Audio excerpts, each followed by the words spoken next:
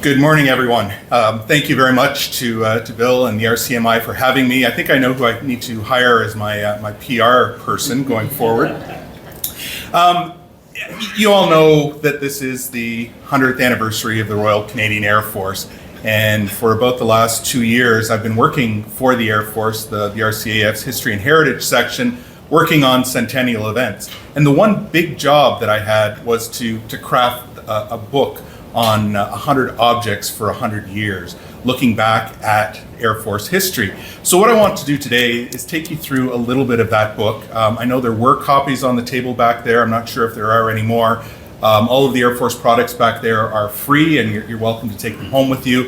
If you didn't manage to get a hard copy, they're all available online. You can just Google 100 objects RCAF and it'll come up, and you can download a high-res PDF for your own collection.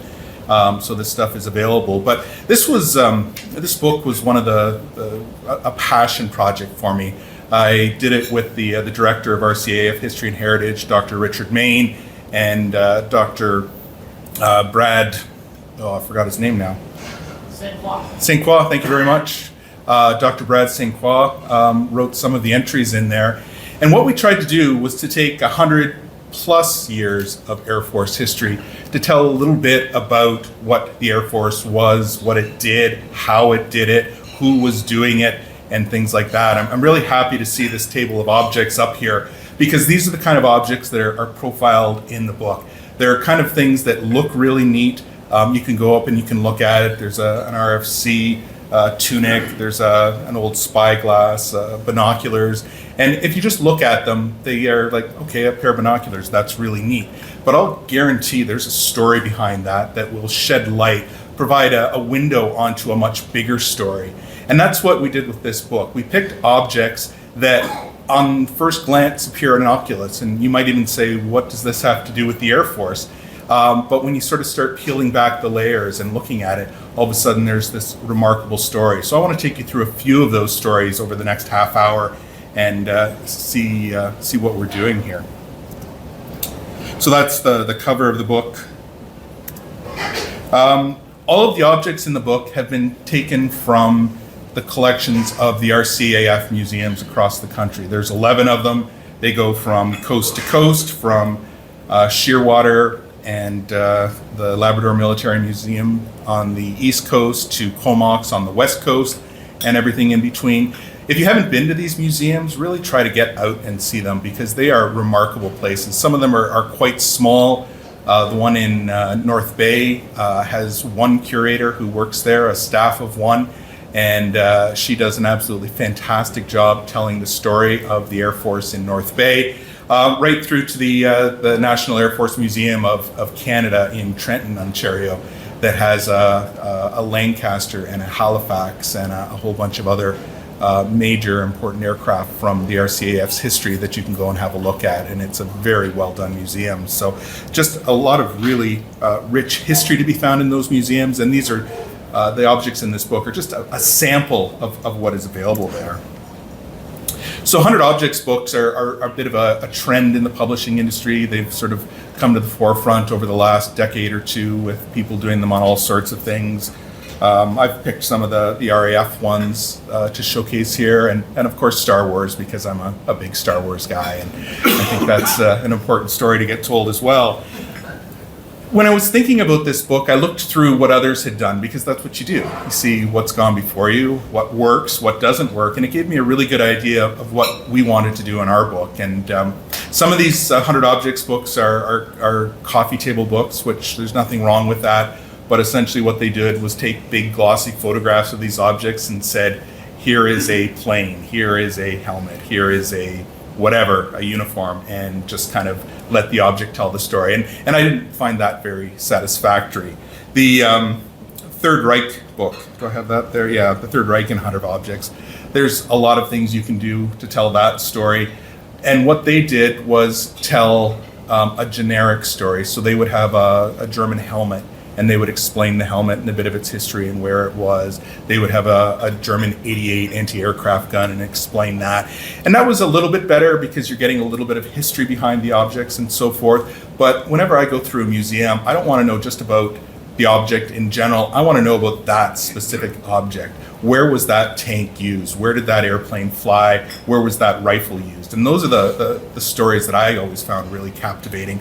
So that was something I wanted to do in our book. And the vast majority of our objects, we don't only know that it's a particular object, we know who used it, who wore it, where it had its backstory. And I think that really, to me, brings those stories even more alive. So just a brief RCAF timeline for those of you who need a bit of an update. We had 4 proto-air forces before the RCAF was first formed on 1 April 1924. Some were big and successful, others were much smaller and didn't have a lot to go on with them. And the RCAF, as we know it today, hasn't always existed. We had the RCAF until 1968.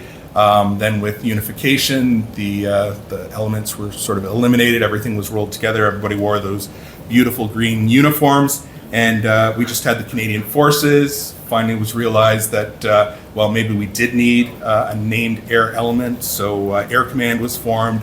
And then finally, in 2011, the traditional name Royal Canadian Air Force was brought back. And I think everybody agrees that was a very good decision.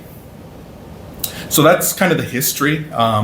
When we first talked about the book, we thought we were going to pull 100 objects from that 100 years, from 1924 to today. But we realized quickly that there are far too many important Air Force stories before 1924 that also needed to be told. So there's some of those objects you'll find in the book as well. All right, this is perhaps my first, my favorite object from the book, because I mean, nothing screams Air Force like an A.Y. Jackson painting. Am I right? It's called Indian Village in Yellowknife or something like that. And I saw this in the collection of the Air Force Museum in Winnipeg, and I'm like, why the heck do you have this painting? I mean, it's by a group of 7 artists. It's valuable in its own right, but why would this be at an Air Force museum? Well, it has to do with her. We know who she is, right?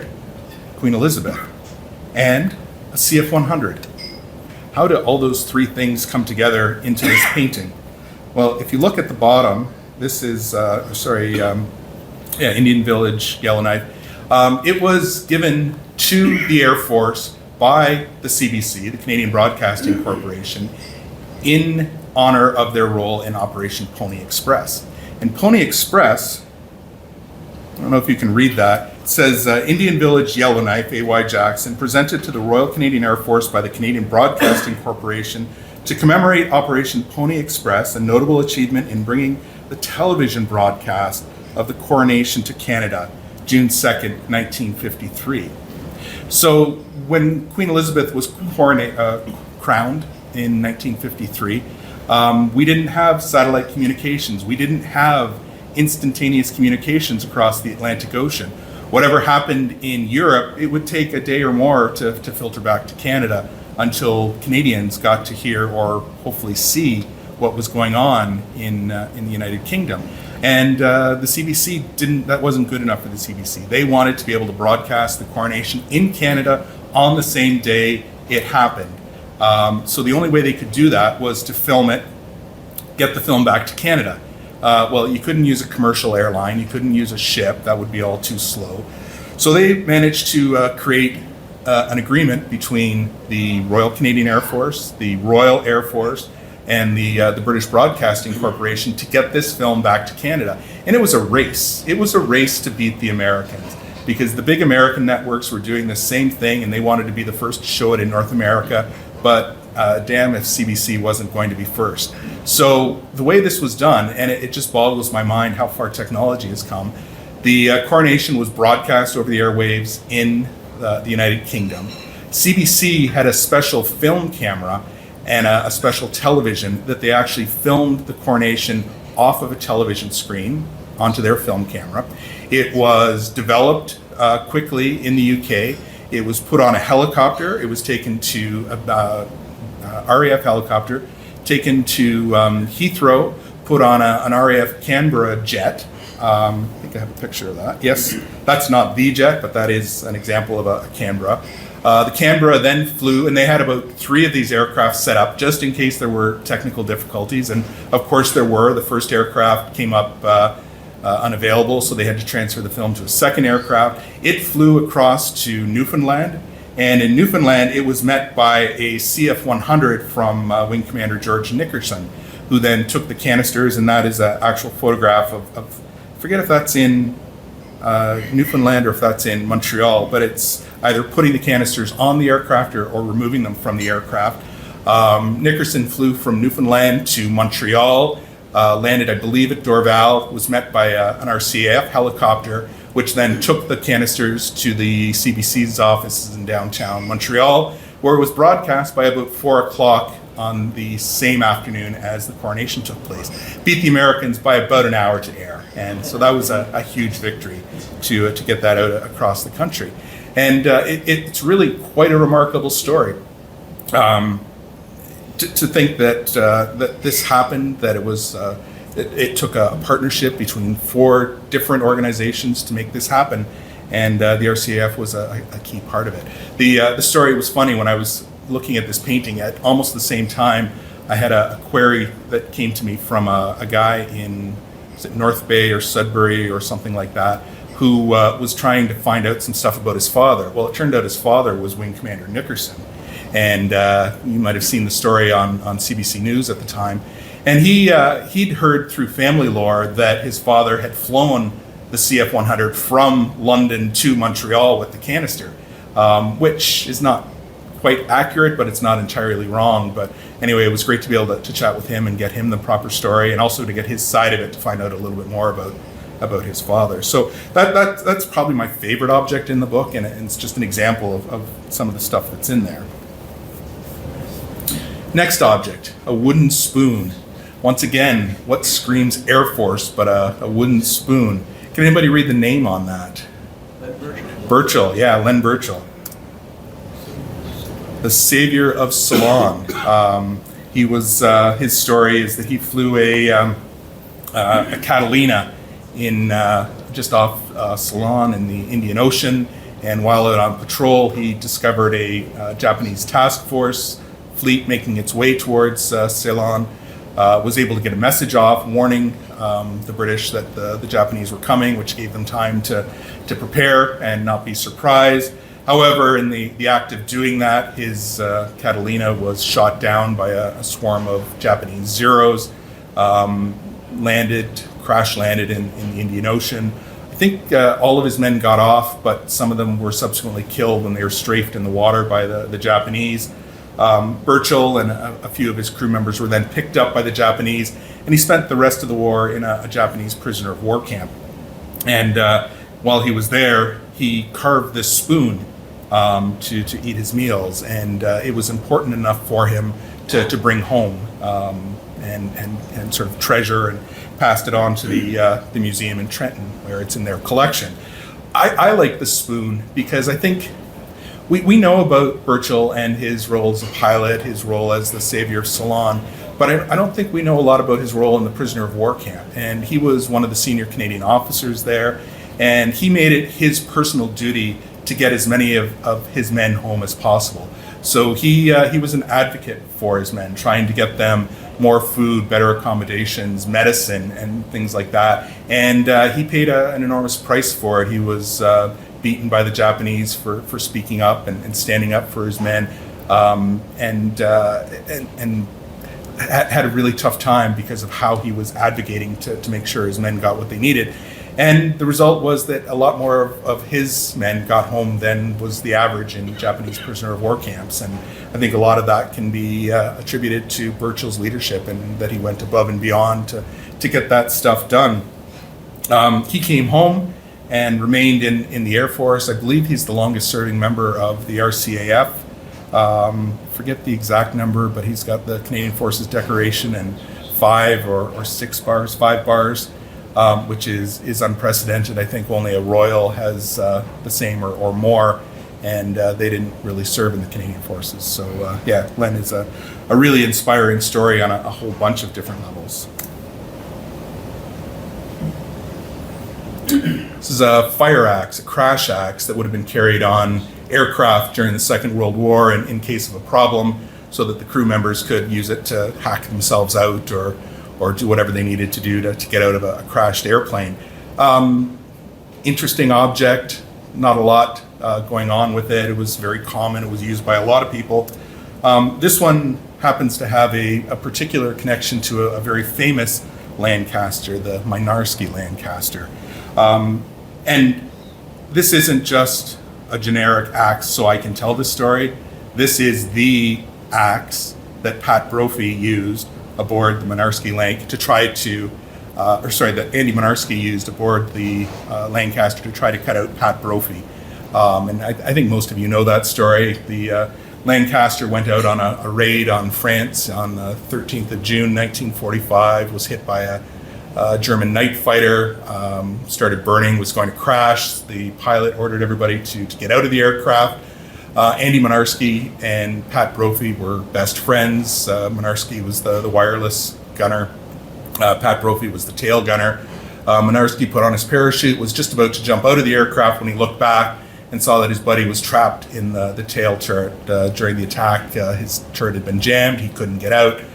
Despite the aircraft being on fire, Mynarski grabbed the axe, walked through the fire, and started hacking at the turret, trying to get Brophy out. All the while, his clothes are starting to burn, and he's having a tough time. Finally realizes that he can't get to Brophy. Brophy waves him off. Mynarski walks back through the fire to the exit door and prepares to jump, and just before he does, he steadies up and salutes Brophy and jumps out. Mynarski subsequently made it down to the ground, but a combination of his burns and the hard landing, and he succumbed soon after to his wounds. And then you're wondering, well, how do we know this story? Well, Pat Brophy, trapped in the turret of that Lancaster, the aircraft crashed. Brophy and the turret were jettisoned, thrown free, and somehow Brophy survived and was left alive to tell this remarkable story.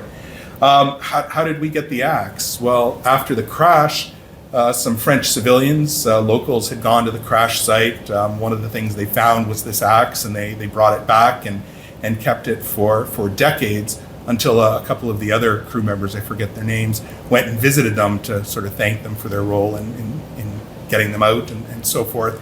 And in return, they presented the fire axe to them. And these men brought it back to Canada and donated it to the squadron in Cold Lake, and it's now on display with the squadron. So quite a remarkable story. If you're ever in Winnipeg, there's a wonderful statue of Mynarski as he's trying to cut Pat Brophy out of the back, holding that fire axe.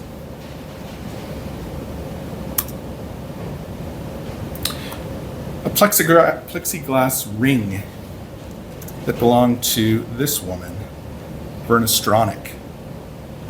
It's not all about combat, it's not all about men, it's not all about aircraft, but this is a plexiglass ring that was carved by a British RAF airman in about 1941 or 1942 from a crashed Lockheed Hudson aircraft near Greenwood in Nova Scotia.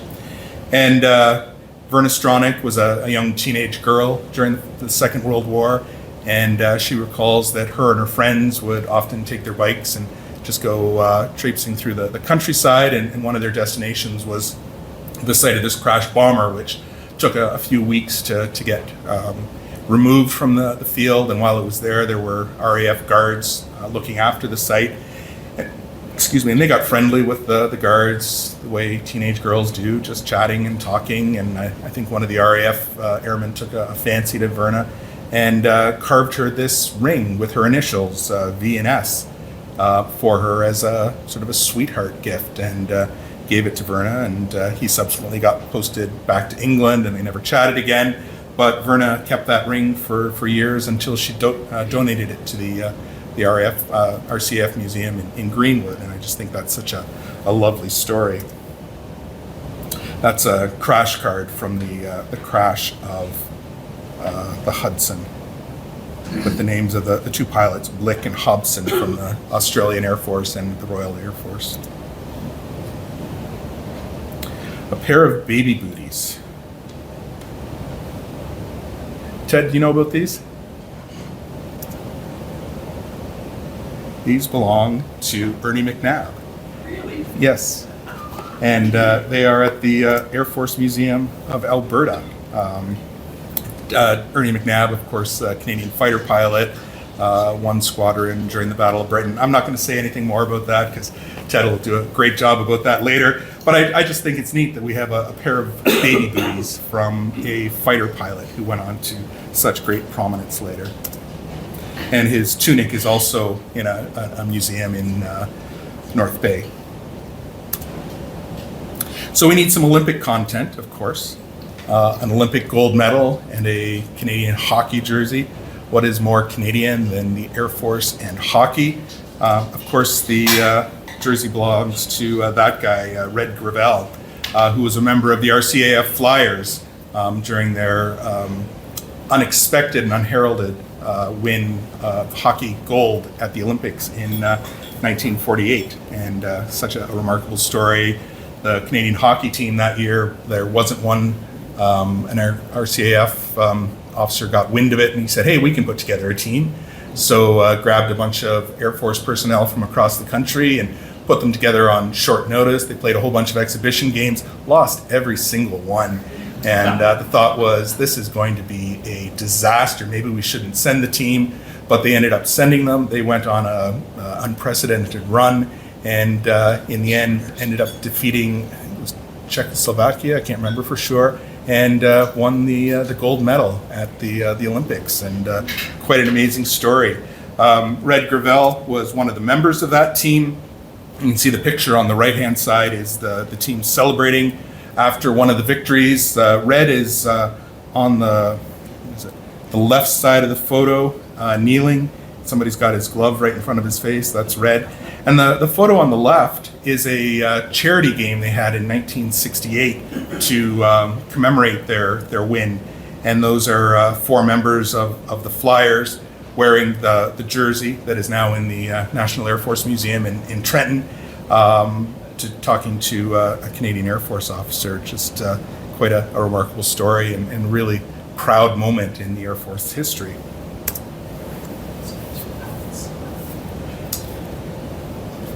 Any idea what this is? Football helmet? Obviously Roman. It could be Roman, kind of that classic design. This is a German Gotha bomber pilot crash helmet from 1917 that is connected to one of the future Canadian Chiefs of the Air Staff, Lloyd Bredner. So Lloyd was a pilot in the Royal Naval Air Service in the First World War. He learned to fly partly in Toronto and then I think at the Wright School in Ohio. Went over to England, finished his flying training at Redcar with the Royal Naval Air Service, was subsequently posted over to France and started flying in pups first and then triplanes.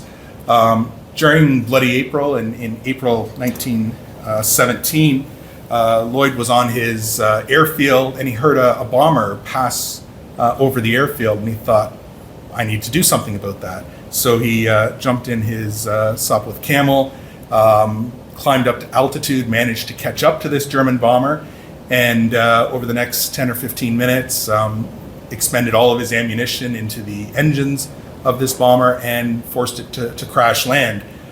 Crash landed behind the front line, so they were able to capture the plane and the crew, a pilot and two gunners.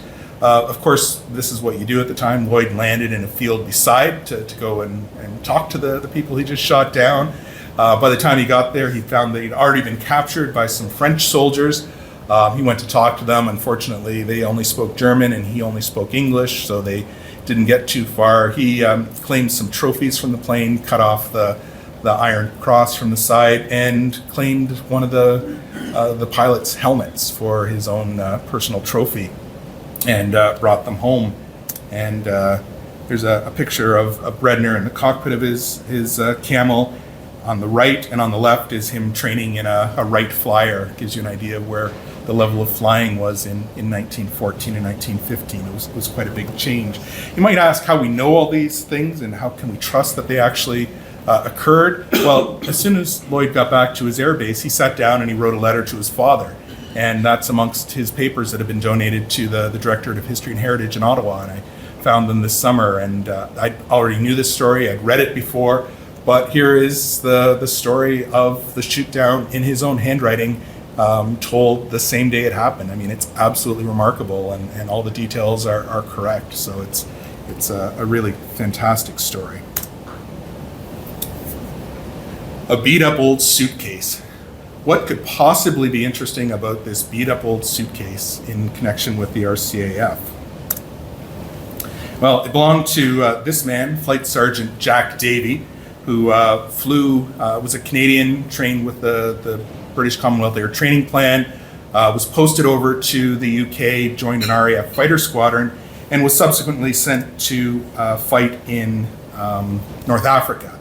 His Kitty Hawk went on a mission, a strafing mission, and somehow, we don't know, during the mission he was shot down or crashed or had engine trouble and disappeared. And that's the end of his story. We don't know anything more about Jack. His aircraft was never found, his body was never found. He's disappeared into the desert somewhere. And you would think that's where the story ends, but somehow all of his possessions that were with him at the airfield in Egypt, Egypt, maybe Libya, were sent back home to his family in 2 suitcases. Along the way, one of the suitcases disappeared. Second suitcase made it back, but it was clear it had been rifled through, and there wasn't a lot left. And the family was like, well, why do we want to keep this suitcase? And then they started looking at it. And if you look closely at the suitcase, you can see it's been doodled on.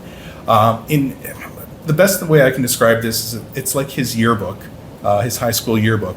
And on that suitcase, he's recorded every place that he's been in his Air Force career, where he enlisted and trained, how he made it to England, where he was based in the UK, and where he was based in Egypt and Libya.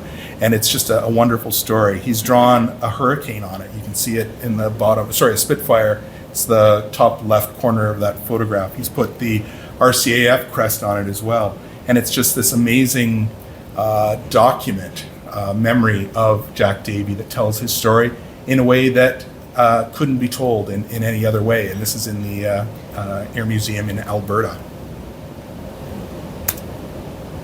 That's a photo of Jack and on his Kitty Hawk with the shark's mouth. Does anybody know what this is? Caterpillar pin, exactly.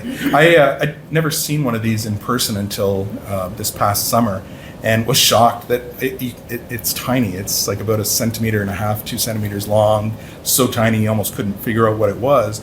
But it was given by the parachute company to anybody who had survived bailing out of a plane and owed their life to their parachute. Caterpillars make silk makes parachutes. It all kind of goes together. And this particular one belongs to this man, Skeet Ogilvy, another guy that I think Ted knows probably far more about than I do. Canadian fighter pilot, fought at the end of the Battle of Britain, did a bunch of really impressive stuff. But he was also involved in another episode that you may have heard about, something called the Great Escape. He was one of the tunnelers in that episode. And luckily he wasn't one of the ones that was executed by the Germans, but he made it back to Canada. He was actually serving in the RAF, not as he hadn't joined as a Canadian, he joined the RAF directly, but after the war he came back to Canada and joined the RCAF and spent about another decade and a half in the RCAF. The photo on the right I absolutely love. These are both photos that were taken upon his repatriation to Canada, the one on the left on a ship as he was coming home, and the one on the right. And I just love that. Must be his wife in the fur coat on the right. And you can see she's got her arm linked through there, and it's just kind of flicking his Distinguished Flying Cross, kind of saying, I'm really proud of my husband. And I think that's a wonderful photo. The flight suit of Marlene Schillingford who worked as an airframe technician with the Canadian Forces Snowbirds. I think this is important because it tells that story that the RCAF is not just about the men. It's not just about sort of a male-dominated profession. It's about the women who have made the institution what it is today. And Marlene is one of the good ones. She is still serving today, I believe. Getting posted to the Snowbirds is a plum assignment, and it shows that she was good at her job. She excelled at what she did, and she was rewarded with a posting to 412 Demonstration Squadron. And we'll finish with this, another just, well, generic uniform. Anybody, you might be able to make out the name, but maybe the wings. The wings are a little bit different on this uniform.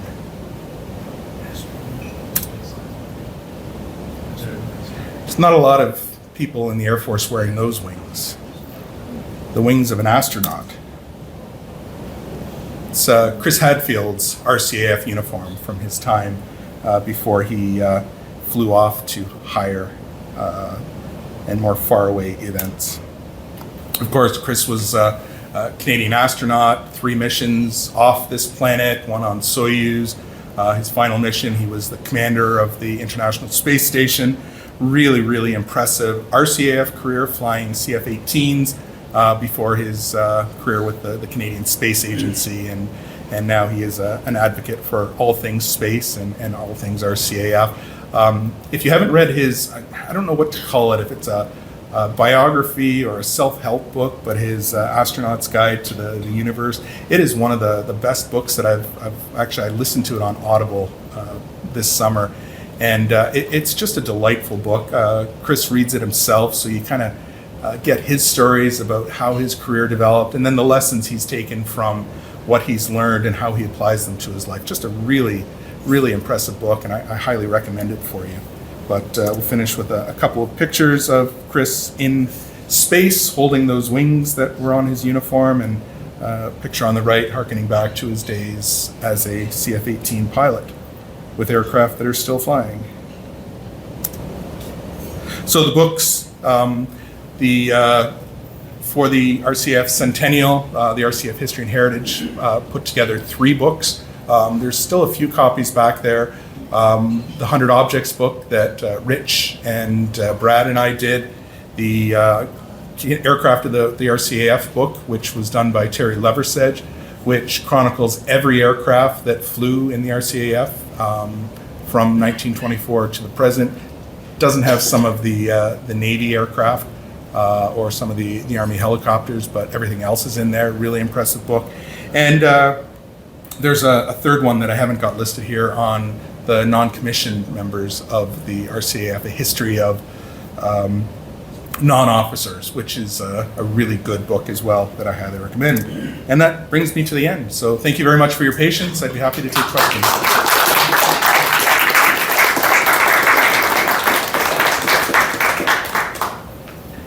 Do we have questions? So with regards to Leonard Burchell, Winston Churchill called him the savior of Ceylon and said he was probably the most important serviceman of World War II on the Allied side, because that would have changed everything had the Japanese invaded Ceylon and beat up on the British Navy. Oh, well, thank you for that. I hadn't heard the Churchill connection. That's impressive.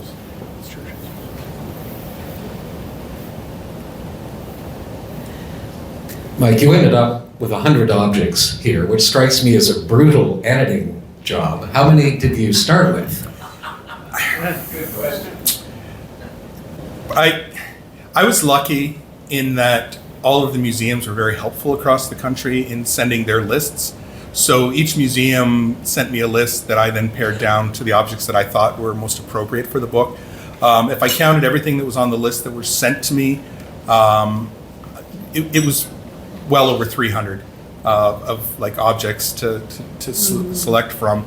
The other thing that happened during the process, Dr. Mann and I had talked, and I thought it's really good that we're using objects from RCAF museums, but there's so much else that's out there at the Canadian War Museum, at the Canadian Air and Space Museum, at the RCMI. I talked with Ryan about this at the Hamilton Museum, and 30 other museums across the country. And I thought, do we want to limit ourselves to just the Air Force museums, or should we expand and select objects? So I was in conversations with Tim Cook at the War Museum, and Aaron Gregory at Chasm, and Aaron, can't remember her name, at Hamilton, and Ryan here.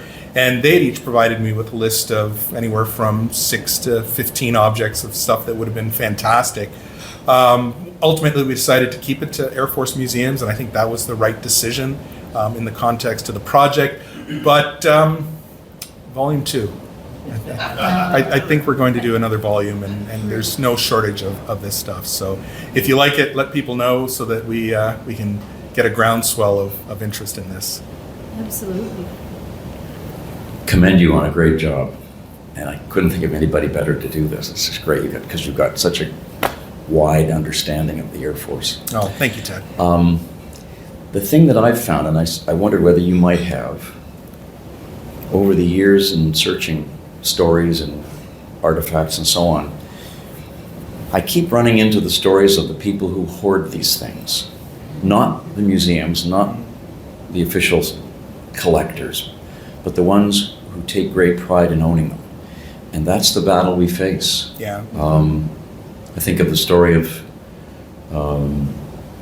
one of the women I met when I was doing the Dam Busters work, and the fact that she had to literally track down a guy in Britain who had stolen her father's flight log. Oh, no. Eventually, through technology, she was presented in court, taking this guy to task, and he eventually went to prison. But that's the battle that I'm sure you've encountered, is that too many people think it's more important to have them as possessions than to share them as history. Along that track, I've been, one of my big projects is working on the life of Raymond Collishaw. I've been through his papers. And he was an inveterate letter writer, and there's so many, like dozens, hundreds of his letters in the National Archives in Ottawa. And I was flipping through, and all of a sudden there were pieces cut out. People had harvested his signature. They didn't take the whole letter, but they cut out the block of his signature. I couldn't even believe that. I mean, I guess I want to thank them for not taking the whole letter and stealing that, but still, like, I can't even believe that. I probably had a dozen people come up to me during this project saying, "Hey, I have this. Would you like to use it?" And the answer was always no. That wasn't what this book is about. But at the same time, and then I would have a conversation of, what are you going to do with that? Is this for your private collection? Maybe you want to think about donating it here or there or whatever. And it's a really difficult story. So. Well, that seems to be it. Thank you so very much. Thank you. We have a small presentation for you here. Oh, wonderful.